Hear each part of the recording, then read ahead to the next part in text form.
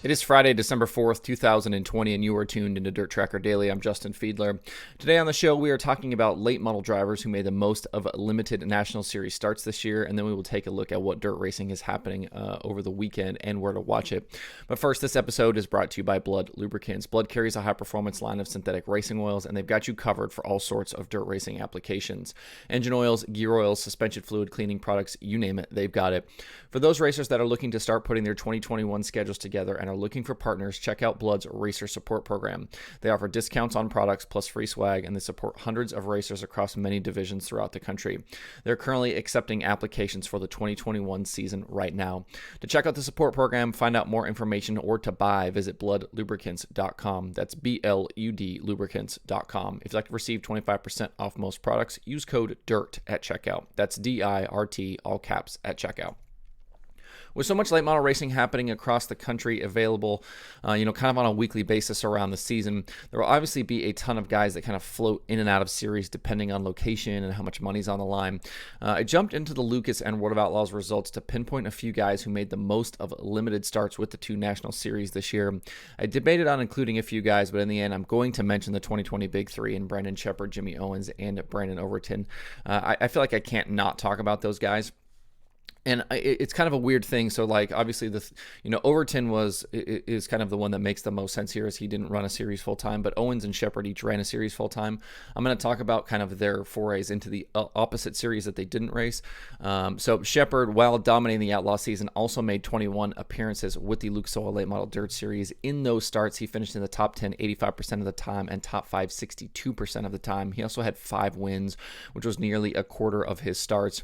As for Owens, he made 12 Outlaw starts while winning the Lucas Championship. In those 12 starts, he had 9 top 10s, 8 top 5s, and 4 wins. And Overton split time between the Outlaws, Lucas, and regional action. In 25 Lucas starts, he had 17 top 10s, 12 top 5s, and 3 wins. In 16 Outlaw starts, he had 11 top 10s, 10 top 5s, and an incredible 6 wins. That's over 37% of his starts ending in wins. So now, I didn't jump into this exploration to highlight the Big Three. I feel like we've talked plenty on the show through the year about those guys and their accomplishments, which were great, don't get me wrong. But I wanted to kind of find a few other guys to spotlight and see who made the most of their time running with the big series. First up is a guy I've talked about a few times this year who really showed out between the Outlaws and Lucas and will parlay his success into a full-time campaign with the Lucas Late Models next season. The driver is Ricky Thornton Jr. In 12 starts with the Outlaws, Thornton had a win at Jackson, 3 top 5s, and 4 top 10s, but where he was really impressive was with Lucas. In 17 starts, he grabbed a win, 7 top 5s, and 10 top 10s. Over his final 10 Lucas starts, his average finish was 6.5, and over the final 5 races, his average finish was a series best 3.6. It was a really impressive stretch for a driver who only ran a little more than a third of the schedule. On a nightly basis, he was outrunning the sport's best. His final 5 finishes were 3rd, 2nd, 10th, 1st, and 2nd. If he can find a way to keep that going into 2021, he will certainly be one to watch next year with Lucas. 2 other drivers I want to highlight are Dale McDowell and Zach Dome. While neither are certainly new to racing with the national tours, both made the most of their limited starts in 2020. McDowell only attempted 8 Lucas races this season, but he finished in the top 10 in 7 of them and in the top 5 3 times. His finishes in those 8 starts were 6th, 7th, 25th, 9th, 5th, 3rd, 7th, and 5th. If you throw out his 25th place run at Florence in August, his average finish for the year would have been 6th. It's difficult to float in and out of these series and be competitive all the time, but McDowell made it look easy. Obviously, his experience is going to be a big factor with that every time he comes out, but really impressive runs there for somebody who only ran 8 races. As for Dome, he only ran 9 Lucas races in 2020, but he was in the top 10 in 2/3 of those starts and in the top 5 in more than half.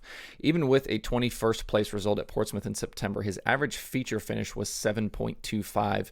He finished the season with 2 top 5s at Brownstown and a 6th at Portsmouth at the Dirt Track World Championship. And to top off Dome's season, he scored a $10,000 win at Richmond Raceway, driving a tribute car for the late Jackie Boggs. He was named one of the top regional drivers in the country this year by Dirt on Dirt, and you can certainly see why. looking at these numbers. If you'd like to see more late model numbers from the Lucas Oil Late Model Dirt Series and World of Outlaws Late Model Series, you can check those out in those series sections at DIRTRACKR.com/analytics. This kind of idea of people who who make the most of limited starts is something I'm probably going to explore with the two Sprint Car Series as well, the All Stars and World of Outlaws, and see which guys we're kind of able to pick and choose. And you think about the Brian Browns of the world, the Rico Abers of the world, the Kerry Madsens of the world, those types of drivers that obviously aren't full time, but I'd like to kind of explore those series as well and see similarly who is able to make the most of those limited starts. Speaking of late models, the Xtreme DIRTCar Series is back in action this weekend for round number 2. If you don't know, the Xtreme DIRTcar Series is a winter late model series that consists of 6 rounds around the Southeast. Brandon Overton won the season opener at Cherokee Speedway back on November 22nd after leader Chris Madden cut a tire late in the 100-lapper. That was the Blue-Gray 100. Madden was the champion of the series back in 2019. This weekend's race, the Grinch 40, is at Volunteer Speedway in Tennessee. The event drew 23 super late models last season, and I expect something similar to that this weekend. $5,000 to the winner in that event. We know Scott Bloomquist will race. It will be his final event of 2020. I'm not sure about other drivers. I would assume Overton, Madden, guys like that. Those kind of regular runners, maybe a Ross Bales, those types of Southeast guys that run a lot of these events. I would expect those guys to be in attendance this weekend. If you can't be at Volunteer, Dirt Vision will have live coverage on Saturday. I know there's some issues maybe with the weather. The last time I looked, it looked like it might be okay on Saturday, but they said if there is an issue with weather that they would use Sunday as a rain date. So keep that in mind there for the Grinch 40 at Volunteer. There are 3 items on the streaming schedule for today, with all 3 happening on Flow Racing. Besides USAC 24/7, they've got the second night of New Zealand Stock Car and Super Saloon action from Eastland Group Raceway. And then the first night of the 602 Nationals at All Tech Raceway, featuring 602 late models and Thunderstocks All Tech Raceway in Florida. If you'd like to see that full daily streaming schedule, you can find that every single day at DIRTRACKR.com/watch tonight. I wanted to kind of look around too and see what else is going on this weekend. If you're looking for racing to watch, there are a few things kind of across the streaming platforms. Even though we're pretty late into December, but still a little bit of racing going on. Saturday there's Outlaw kart action at Red Bluff out in California. That can be watched on Fast 4 Media. Flow Racing will have, like I just mentioned, 602 Nationals tonight, but they will also have 602 Nationals tomorrow night as well. Dirt Vision has 2 shows on Saturday. They've got several divisions, including sprint cars in action at Perth Motorplex for the John Day Classic, and then they'll also be streaming that second round of the Xtreme DIRTcar Series from Volunteer Speedway. So again, to be able to keep up that schedule, DIRTRACKR.com/watch tonight will have you covered through the weekend with links to watch and everything that's going on. But just a few shows going on. Things continue to kind of trickle down over the next couple of weeks as we get towards the end of the year. There will be still a few things going on here and there. There's plenty of iRacing stuff going on if you're into the esports, kind of esports world. Those things will be on the streaming schedule between DIRTCar and the iRacing World of Outlaws World Championship. And then, we're kind of downhill now. We'll get to the Tulsa Shootout here towards the end of the year, and then obviously into January for the Chili Bowl.